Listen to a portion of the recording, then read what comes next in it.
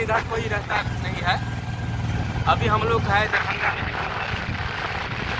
मधुबनी में कहाँ पे है अभी गाड़ी? दरभंगा में। दोस्तों अभी दरभंगा में है, देख सकते हो आप लोग। मैं टेम्पल में बैठा हुआ हूँ और ये गाड़ी चला रहा है। चलिए इससे आगे दिखाते हैं आप लोग। हेलो दोस्त, आप लोग देख सकते हो कि हम दरभंगा से निकल गए हैं, यानी रोड पे पहुँच गए, मेन रोड पे। और अभी हम लोग जा रहे हैं घर की तरफ।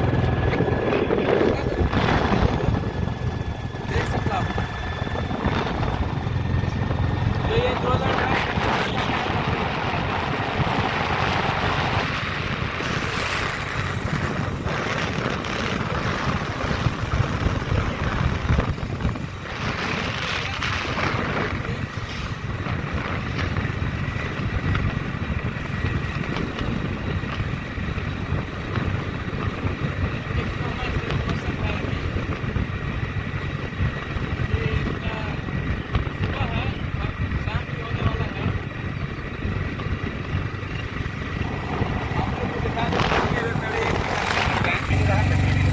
देखिए, एक हीरो गाड़ी नहीं चल रहा है और देखिए हम इधर से दिखा रहे हैं।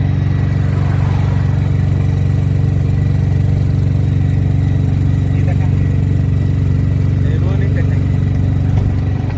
देखिए अभी एक गाड़ी गया है, ये आपको ट्रक हो गया है।